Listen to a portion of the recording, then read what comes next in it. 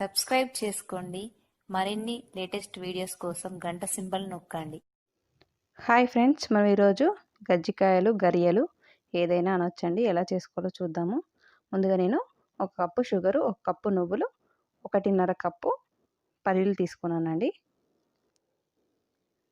ముందుగా ఒక ప్యాన్ తీసుకొని ప్యాన్ వేడెక్కిన తర్వాత ఇందులో మనం పల్లీలు వేసి వేయించుకుందామండి. షుగర్ ఏ కప్తో తీసుకున్నానో ఆ కప్పుతోటి 1.5 కప్పు పల్లీలు ఇలా కలర్ మారే వరకు ఫ్రై చేసుకోవాలండి. నెక్స్ట్ ఇదే ప్యాన్లో మనం నువ్వుల్ని కూడా వేయించేసుకుందాం. నువ్వులు 1 కప్పు తీసుకున్నానండి. వాటిని కూడా మంచిగా కలర్ మారే వరకు ఫ్రై చేసుకోవాలండి. ఇలా వేయించుకోవాలి. చూడండి, ఇలా చిటపట్లాడితే సరిపోతుందండి. ఇలా నల్లగా వేయించుకోవద్దండి, ఇలా వేయించుకుంటే సరిపోతుంది. ఇప్పుడు మనం ఈ పిండి ఎలా కలుపుకోవాలో చూసుకుందామండి. 2 కప్పుల గోధుమ పిండికి 1 కప్పు మైదా పిండి తీసుకుంటానండి. 2 కప్పుల గోధుమ పిండి అండి. ఈ కప్ తోటి 2 కప్పుల గోధుమ పిండి, ఇదే కప్తో 1 కప్పు మైదా కూడా తీసుకుంటున్నానండి. క్రిస్పీగా వస్తాయండి. మైదా ఇష్టం ఉన్న వాళ్ళు యాడ్ చేసుకోండి, ఇష్టం లేని వాళ్ళు ఓన్లీ గోధుమ పిండితోనే కూడా చేసుకోవచ్చండి. 1 కప్పు మైదా యాడ్ చేస్తున్నాను. ఇందులో కొద్దిగా సాల్ట్ అండి. స్వీట్లోకి సాల్ట్ వేసుకుంటే చాలా బాగుంటుందండి. ఇదంతా ఒకసారి మిక్స్ చేసుకుందామండి. ఇలా మొత్తం కలిసేలాగా కలుపుకోవాలండి. ఇప్పుడు మనం కొన్ని వాటర్ యాడ్ చేసుకుంటూ చపాతీ పిండిలాగా కలుపుకోవాలండి. ఈ విధంగా కొన్ని వాటర్ యాడ్ చేసుకుంటూ చపాతీ పిండిలాగా కలుపుకోవాలండి. మరి గట్టిగా ఉండద్దు, మరి పలచగా ఉండద్దండి. ఇలా కలుపుకున్న తర్వాత మళ్ళీ కొద్దిగా ఆయిల్ అప్లై చేసేసి మళ్ళీ ఒకసారి ఇలా మొత్తం కలిసేలాగా కలుపుకోవాలండి. పిండికి మొత్తం ఇలా ఆయిల్ పట్టించాలి. ఇప్పుడు దీన్ని పక్కన పెట్టేసుకొని నెక్స్ట్ మనం వేయించి పెట్టుకున్న పల్లీలని ఇలా పొట్టు తీసుకొని పెట్టుకోవాలండి. ఇప్పుడు ఇవి రెండింటిని మనం మిక్సీ పట్టుకుందామండి. ఒక మిక్సీ జార్లో వేసుకొని మిక్సీ పట్టేసుకుందాం. చూడండి, ఈ విధంగా వేసుకొని ఇందులో ఒక 2 ఇలాచీలు కూడా యాడ్ చేద్దామండి.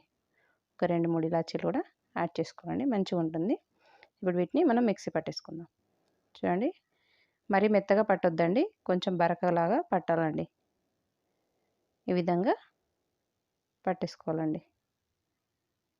ఇలా పట్టుకున్న తర్వాత నెక్స్ట్ షుగర్ని కూడా మనం మిక్సీ పట్టుకోవాలండి. మెత్తగా పట్టుకోవద్దండి, కొంచెం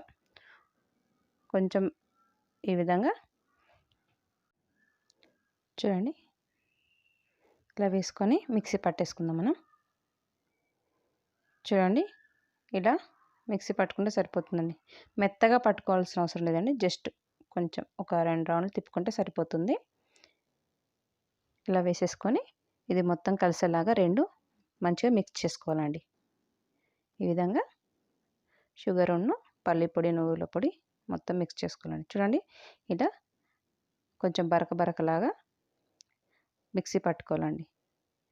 ఇప్పుడు మనం చిన్న పూరిలాగా చేసేసుకుందామండి. పిండిని కొద్దిగా తీసుకుంటూ చిన్న పూరిలాగా చేసుకోవాలి. ముందు ఇలా కొద్ది తీసుకొని, ఇది గరిజల చెక్క అండి. మన స్పూన్తో కూడా ఎలా చేసుకోవాలో చూపిస్తాను. కొద్దిగా ఒక చిన్న ముద్దలాగా తీసుకొని పిండి యాడ్ చేసుకుంటూ చిన్న పూరిలాగా చేసుకోవాలండి. ఒక్కొక్క సైడ్ ఒక్కొక్కలాగా అంటారండి. గరియలు అంటారు, గజ్జికాయలు అంటారు. ఇలా పూరిలాగా చిన్న పూరిలాగా చేసుకోవాలండి. కొద్దిగా పిండి వేసుకుంటూ ఈ చెక్క ఉంటుంది కదండి, దీనికి ఫస్ట్ మనం పిండి అప్లై చేయాలండి. పొడి పిండిని పెట్టాలి చెక్కకి, లేదంటే అతుక్కుపోతూ ఉంటుందండి. అందుకోసం ముందుగా మనం పిండి అప్లై చేసినాక ఇలా చిన్న పూరీలు తీసుకొని ఇలా వేసుకోవాలండి. దీనిపైన ఇలా వేసుకొని మనం స్టఫ్ ప్రిపేర్ చేసాం కదండి, నువ్వులు పల్లీల పొడి, అది ఇందులో వేసేసుకోవాలండి. ఒక 2 స్పూన్లు వేసుకోవాలి. ఇలా వేసేసుకొని దీన్ని ప్రెస్ చేయడమే అండి. క్లోజ్ చేసేసి ఇలా గట్టిగా ప్రెస్ చేసేస్తే మనకు రెడీ అయిపోతాయండి. చూడండి, ఇలా ఎక్స్ట్రా పిండి మొత్తం తీసేసేయాలి.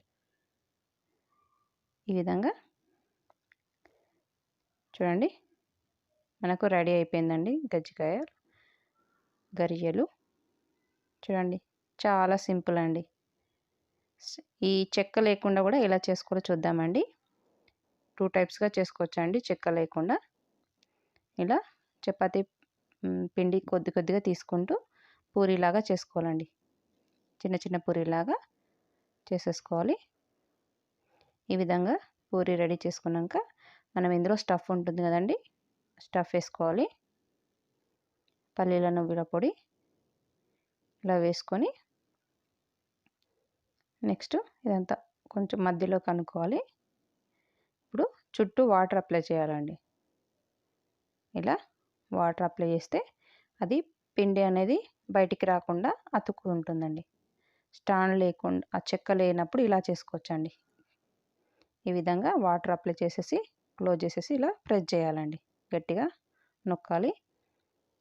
ఇప్పుడు మనకు స్పూన్ తోటి ఎక్స్ట్రా పిండి అంతా ఇలా కట్ చేసుకుంటూ మనకి ఏ సైజులో కావాలంటే, కొంచెం పెద్దగా కావాలంటే పిండి ఉంచుకోవచ్చండి. అవసరం లేదంటే ఈ విధంగా సేమ్ మనకు గజ్జికాయలు ఏ షేప్లో ఉంటాయో ఆ షేప్లో కట్ చేసుకోవాలండి. ఇలా ఎక్స్ట్రా పిండి మొత్తం తీసేసుకుంటూ ఇలా కట్ చేసుకోవాలి. చూడండి మనకు ఆ చెక్క లేకుండా కూడా గరియాలు కూడా రెడీ అయిపోతాయండి. ఇలా కజ్జికాయలు స్పోర్క్స్ తోటి ఇలా డిజైన్గా నొక్కోవాలండి. చూడండి ఈ విధంగా ఎంత సింపుల్గా చాలా బాగుంటుందండి. చూడండి ఇలా మొత్తం ఇలా రెడీ చేసుకోవడం అండి. చూడండి చాలా ఈజీగా చాలా బాగుంది కదండి, సింపుల్గా.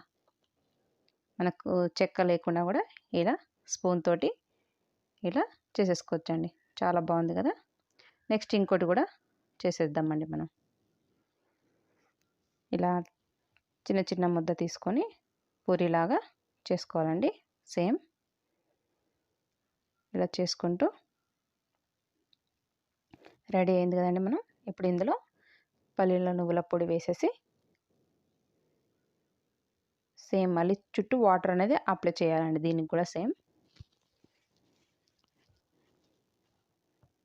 ఈ విధంగా మధ్యలో కనుక్కొని పిండిని చుట్టూ మనం వాటర్ అనేది అప్లై చేయాలండి. ఈ విధంగా